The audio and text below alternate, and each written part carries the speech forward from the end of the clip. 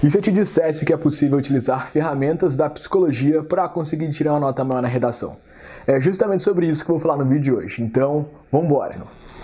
O conteúdo desse vídeo é primariamente baseado nesse livro aqui, Rápido e Devagar, do Daniel Kahneman. É um livro muito bom, então se você tem interesse em se aprofundar, recomendo demais que você leia esse livro, beleza? Antes de eu entrar na questão da redação, eu preciso primeiramente explicar alguns conceitos para vocês, beleza? Que são os conceitos de heurísticas e vieses, que aliás é um assunto que é muito tratado pelo Daniel Kahneman ao longo do livro. O que seria uma heurística então, primeiramente? Uma heurística seria basicamente uma regra de bolso, um algoritmo que a gente utilizaria para facilitar a nossa tomada de decisão e julgamentos, né? Isso foi uma ferramenta que a gente desenvolveu evolutivamente e facilitou muito a nossa vida. Imagina só, se toda vez que a gente tivesse que tomar uma decisão, a gente tivesse que ponderar todos os prós e os contras de um determinado conteúdo. A gente ia ficar um tempasso pensando e não ia sair do lugar, não é? E é justamente aí que as heurísticas vão entrar. Elas são atalhos, são ferramentas, são estratégias que a gente utiliza para fazer julgamento, para tomar uma decisão. Isso, na maioria das vezes, leva a decisões boas, porque isso foi selecionado ao longo da evolução, não é? Mas, eventualmente, essas heurísticas, em determinadas situações, podem cometer erros, podem levar a erros. E é justamente isso que a gente vai denominar de vieses. Viés, então, seria erros sistemáticos na tomada de decisão e em julgamentos. Perfeito? Entender esses dois conceitos é fundamental para a gente construir todo o raciocínio do vídeo, perfeito? Então, lembrando, heurísticas são algoritmos, são regras de bolso que a gente utiliza para tomar decisão e fazer julgamentos, e heurísticas são erros sistemáticos que vão surgir a partir desses julgamentos, perfeito? Então, vou explicar para vocês um exemplo, né? Vou trazer aqui um exemplo que está no livro do Daniel Kahneman, que é o seguinte: eu vou descrever duas pessoas para vocês, o Alan e o Ben. Olha só, vou ler aqui. Vou falar do Alan primeiro. O Alan é uma pessoa inteligente, esforçada, impulsiva, crítica, obstinada e invejosa, perfeito? Agora eu vou falar sobre o Ben. O Ben é invejoso, obstinado, crítico, impulsivo, esforçado e inteligente. Se você é como a maioria das pessoas, provavelmente você teve uma impressão melhor do Alan, que foi o que eu descrevi primeiro. Por que que isso aconteceu? Porque, primeiramente, eu descrevi o Alan como uma pessoa inteligente, esforçada, que são características positivas, sendo assim, a impressão inicial que a gente formou do Alan foi uma impressão positiva. Mas percebam o seguinte: as características de ambas as pessoas são iguais, a única coisa que mudou foi a ordem na qual eu apresentei a vocês. Percebam, a ordem na qual eu apresentei as características fez com que você tivesse uma impressão melhor do Alan, mas as características eram iguais. Para uma pessoa 100% racional, isso não faria sentido, mas acontece que nós, enquanto seres humanos, não somos racionais, estamos sujeitos a esses vieses, e é justamente isso que a gente vai falar hoje, beleza? Vamos pensar então como que a gente pode aplicar isso à redação. Esse viés envolvendo o Alan e o Ben vai caracterizar o que nós chamamos de efeito Halo, ou efeito Halo, dependendo de como você pronuncia. Eu gosto de falar Halo porque me lembra um jogo de Xbox muito bom que eu adoro. Mas, de qualquer maneira, o que seria então esse efeito Halo?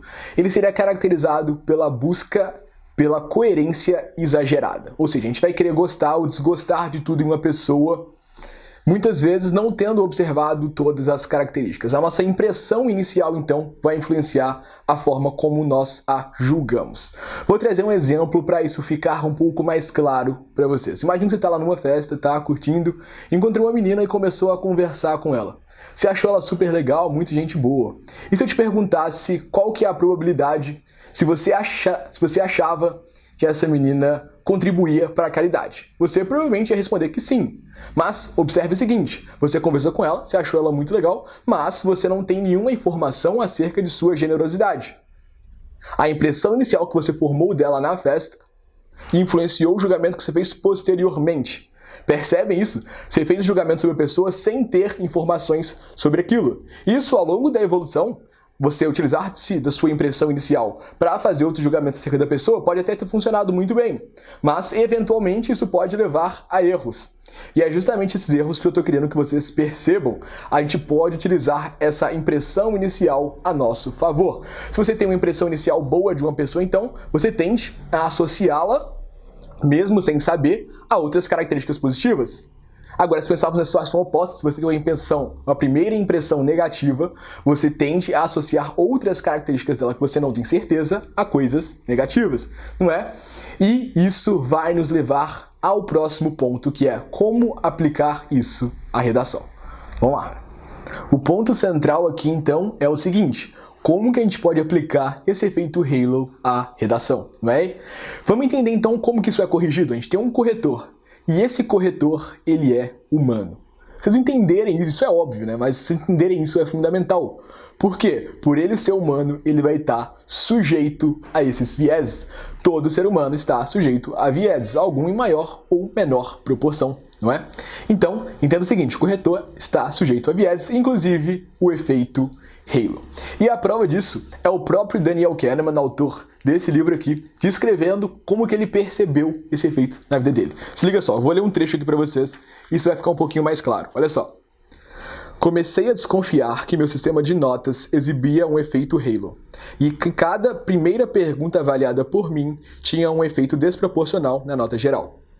O mecanismo era simples. Se eu tivesse dado uma nota alta para a primeira questão, eu propiciava ao aluno o benefício da dúvida sempre que me deparava com uma afirmação vaga ou ambígua posteriormente. Isso parecia razoável. Certamente um aluno que saíra tão bem na primeira questão não cometeria um erro tolo na segunda. Mas havia sérios problemas no modo como eu fazia as coisas. Se um aluno tivesse feito 2 dissertações, uma boa e a outra fraca, eu terminava com diferentes notas finais, dependendo de qual havia lido primeiro. Perceberam o ponto central aqui? O Daniel Kahneman, quando lia uma prova de um aluno, quando estava corrigindo a prova de um aluno, e a primeira questão que ele encontrava era uma questão muito bem redigida, uma questão muito bem escrita, ele formava uma primeira impressão inicial boa sobre aquele aluno.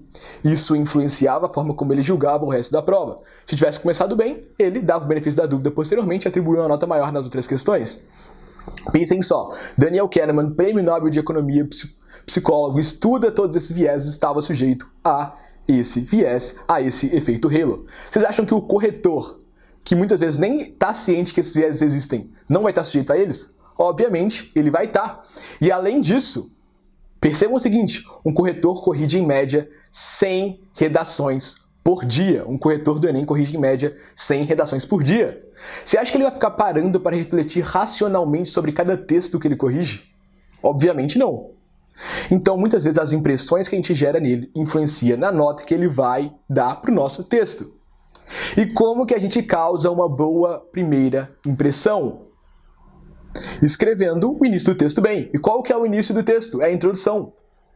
Percebam o seguinte: é fundamental nós escrevermos uma boa introdução, porque essa é a porta de entrada do texto. Se a gente começa bem com a introdução, escreve uma introdução muito bem feita, nos padrões que o Enem estabelece, utilizando expressões refinadas, expressões adequadas ao contexto, a gente vai formar uma impressão boa no corretor, e isso vai influenciar a forma como ele vai julgar o resto do nosso texto. Agora pensem na situação oposta. Se você começa o seu texto mal, com uma introdução ruim, ele vai falar: peraí, esse cara já escreveu a introdução tão ruim, então ele não deve dominar o modelo dissertativo argumentativo do Enem. Ele não deve dominar o estilo do Enem. Então ele vai julgar muito mais pesado os seus outros parágrafos. Então, se você começa bem, ele vai falar: peraí, esse cara domina a língua, esse cara domina o modelo dissertativo argumentativo, e isso vai te conceder o benefício da dúvida posteriormente, ele vai julgar mais leve o resto do seu texto, digamos assim, beleza? Então, era basicamente essa a ideia. Construam muito bem a sua introdução. Percebam o seguinte: isso não pode ser utilizado como uma desculpa para você gastar 40 minutos fazendo a introdução e negligenciar o resto do texto, porque isso não funciona. A ideia de você ter uma boa introdução é você começar causando uma boa impressão, mas isso tem que se confirmar ao longo do resto do texto. Não adianta ter uma introdução maravilhosa, o resto da redação tá horrível, né? Então, escrevam uma boa introdução, mas não negligenciem o resto do texto. Escrevam a introdução da melhor forma possível, no tempo adequado, mas também façam o resto do texto também muito bem feito. Perfeito? Era basicamente esse o conteúdo do vídeo de hoje. Espero que vocês tenham gostado. Caso eu tenha conseguido contribuir com vocês, eu peço que vocês deixem um like nesse vídeo, se inscrevam e ativem as notificações, porque assim vocês vão ficar por dentro dos vários vídeos bem legais que estão vindo aqui pro canal. Demorou? Um grande abraço e até o próximo vídeo. Fui!